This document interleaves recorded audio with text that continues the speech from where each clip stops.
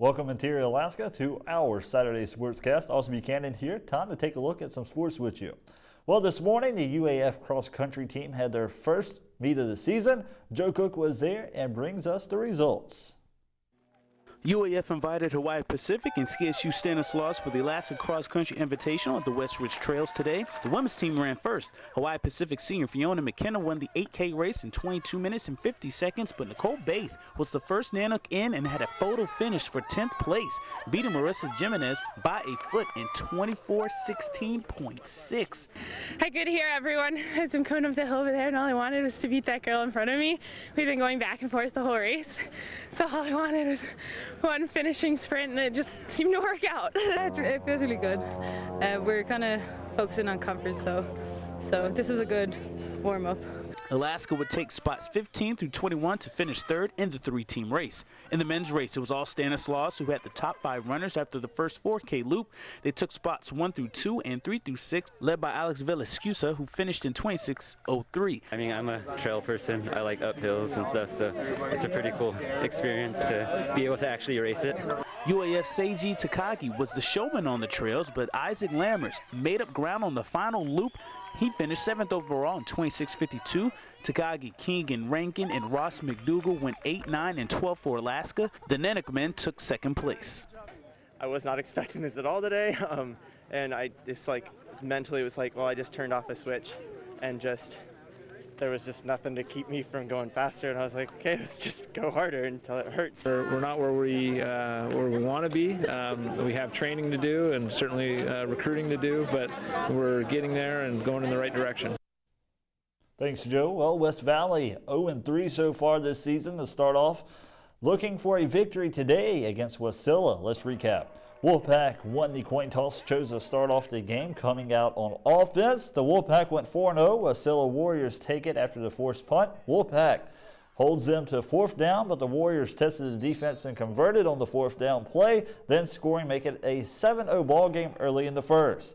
West Valley answers back after Zach Lester connects on a 45-yard pass to Prince Cook for the touchdown. 6-7 at the end of the opening quarter. The Warriors come back out in the second quarter. 4th down once again, this time on the Wolfpack's 1-yard line. That's right, Warriors capitalize on the handoff for the score by the fullback Chris Alexander. 14-6, Wasilla leads. With less than 10 minutes left to go in the first half, Wolfpack's quarterback Zach Lester throws a 55-yard touchdown pass to Charles Sudduff to narrow down the score 13-14. Wasilla didn't hold back, going 3 plays for 36 yards and the touchdown 13-21, still Warriors leading. Wolfpack answers with a score, but still behind with 1 minute and 45 seconds left to go in the first half, 19-21. The half comes to an end after the Warriors convert a 4th down conversion, making it 4.5. Warriors quarterback Dylan Simmons finds his man, number 43, for a 31-yard touchdown pass. 19-28 halftime score.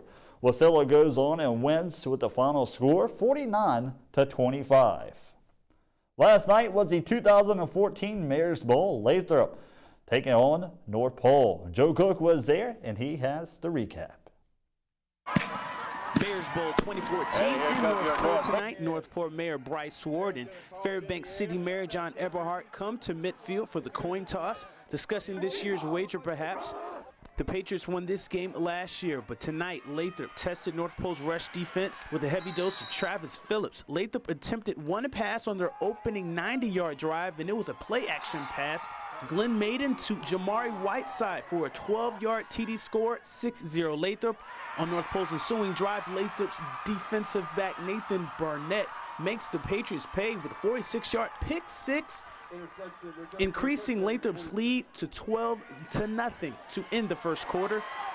But Dew Rogers would finally get the Pats on the board with a 59-yard touchdown run on a 4th and 11. 12-7 still in favor of Lathrop. Glenn Maiden would lead the Lathrop offense with another quick drive, just 5 plays it took them to get into the red zone, and Maiden would cash in with a QB sneak. 18-7 Lathrop at the half. The Mutes start the second half with the fumble. North Pole would recover, and on their drive, DeAndre Campbell rips a big one over 50 yards here. Going into the end zone, he brings the Patriots within reach, 18-13. but Lathrop answered right back. Just 2 plays later, Maiden finds Whiteside again for another play-action touchdown pass to make it a 24-13 game. Lathrop still leading. Both teams will play hot potato with the ball, trading interceptions, but Lathrop recovered a fumble right before the end of the 3rd quarter, and they would score on a 7-yard run with 9:50 left in the game. They were up 31-13 at that point.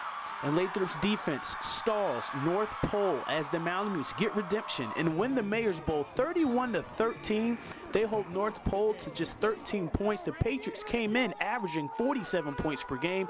Lathrop also forced 4 turnovers. The Patriots fall to 2-2, and Lathrop is 3-1 after getting their 3rd straight victory tonight.